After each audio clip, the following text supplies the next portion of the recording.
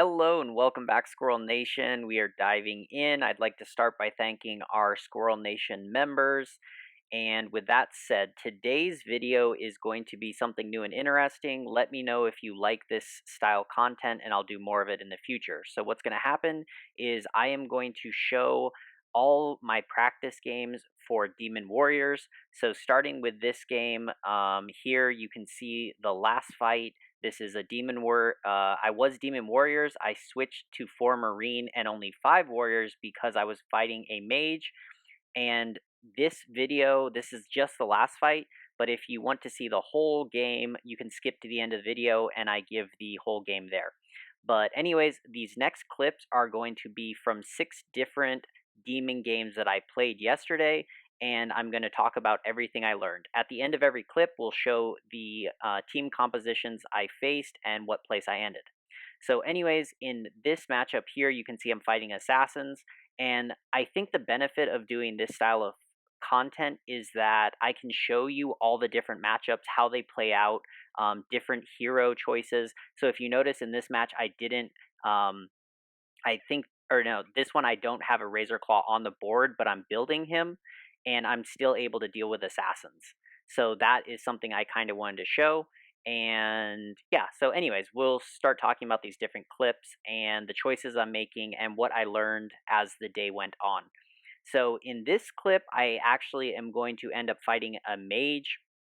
The mage ends up killing me, but something I want you to notice is the mage actually dies also. So it kind of comes down to RNG. And the positioning is another big thing, and the marine synergy.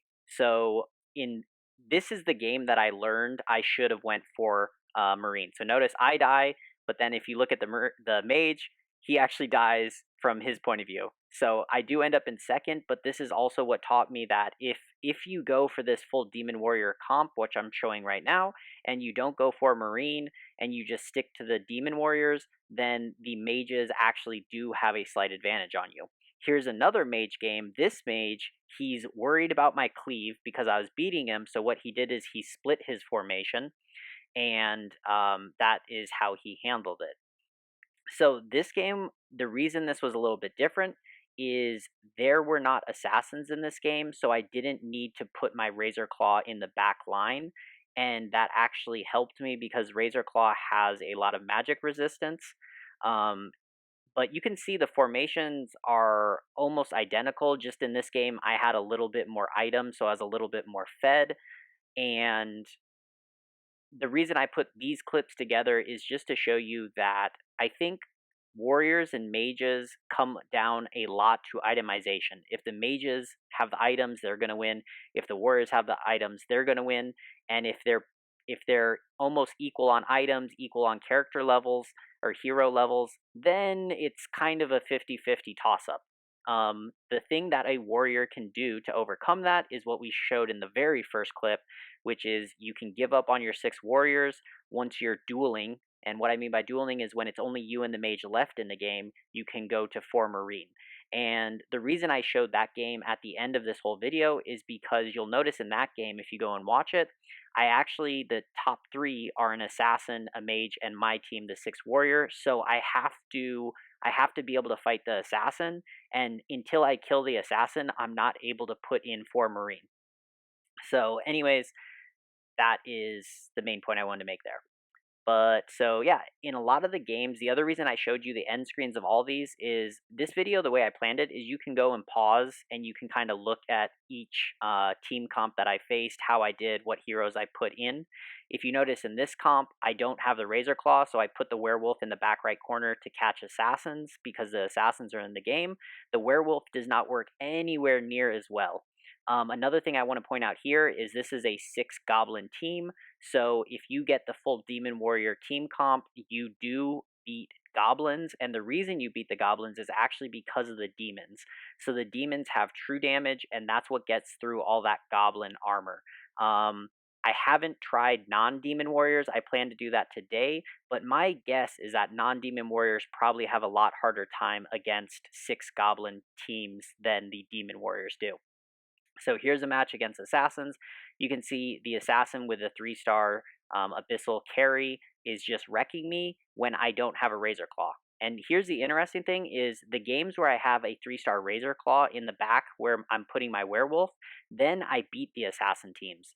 So Razor Claw is crucial against assassin comps if you're going to use this 6 warrior, this demon warrior team composition. So that's a great thing to take out of these clips. And you can see in this game, it's coming down. The top 3 are me, an assassin, and actually another 6 warrior team. So this is one of the only games where a mage wasn't in the top 3. So it's 2 warrior comps and the assassin. And here's the point I want to make out of this game that I learned. This is where it gets hard with 6 warriors, is that if I adjust my team comp to deal better with the assassins, then I'm making myself weaker to the warriors. And if I make myself, and vice versa, right? So what I noticed from playing demon warriors is actually a lot of the matchups come down to your positioning.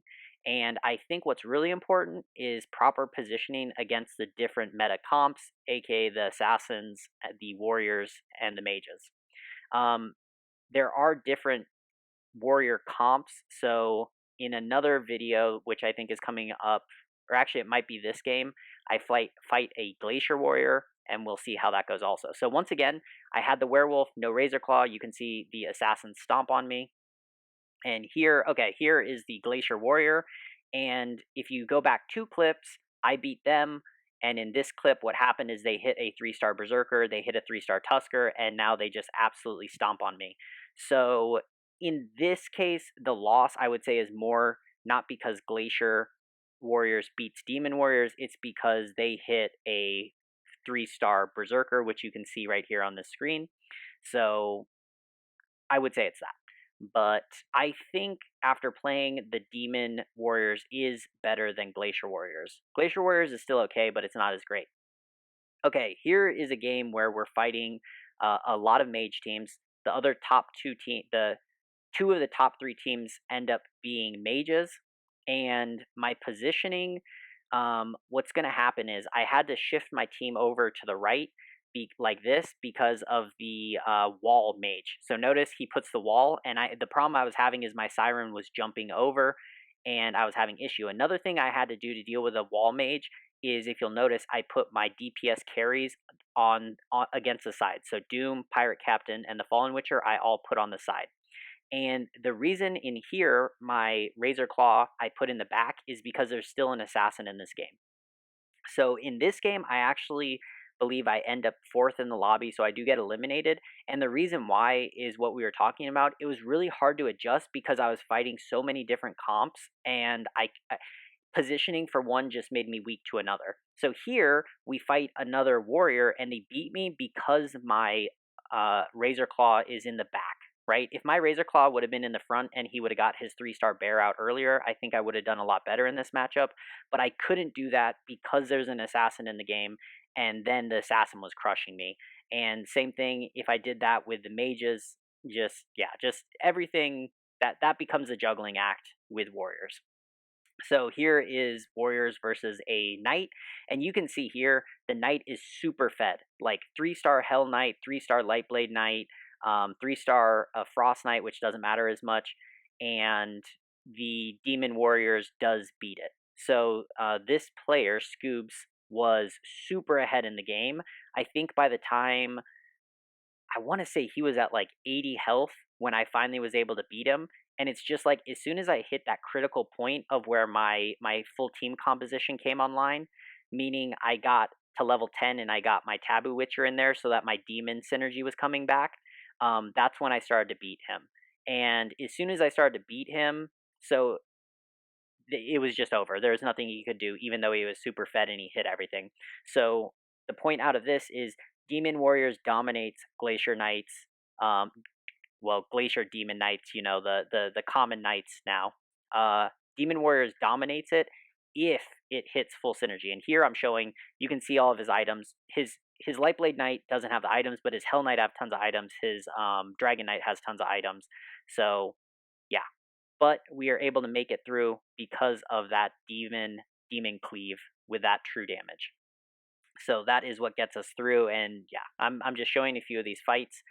And on here's something I want to ask everybody is let me know in the comments, do you like me editing the clip so it just jumps directly into the fights? What I was doing is I've edited it so each round I just start 3 seconds before the match and then I just show the round. So if you like that, also let me know that, and hopefully we can get this better and better. Here I'm showing you the items I have. Here's something I learned from this clip. It is a mistake to combine your mana crystals on your Fallen Witcher. If you get 2 mana crystals on them, just leave them separate, because 2 mana crystals equals 200% magic regeneration. But if you combine them into the refresh, or what is it, the orb of refresh, then you only get 100% mana regen, but you get 20% cooldown reduction. But for Fallen Witcher, you don't care about cooldown reduction, so it is better. And I had troubles with that in another game. I think that actually lost me the game because I slowed down how quickly my Fallen Witcher was ulting. So just something to keep in mind that I learned throughout all these games. Another reason I'm making this video is I wanted to practice Warriors because I was kind of sleeping on Warriors, to be honest. I admitted in yesterday's video. And I wanted to make a video that shows all of you how I really practiced. So all of these games were concurrent. I literally forced Warriors for the last 7 games. Counting yesterday's video, 6 games after that, I just forced Warriors, and this was the results. So I think I ended up getting first place 3 times out of those next 6 games. I got 4th place once, 3rd place, and a 2nd place. So that is how the games went. And anyways, that does it for all the clips. Like I said, the beginning of this video is meant for any of you to kind of pause. You can look at the team compositions, which heroes I was using. You can look what the enemies were, and you can look at the top 3 in each lobby. I'm not going to talk about that individually. And from here on is a game just fully played out. You can see the composition, the choices that I'm making throughout the game. And this is the game where I have to balance between fighting the assassin and then finally beating the mage to get the W. So anyways, I hope you all enjoyed today's video. Love you all, and I will talk to you later.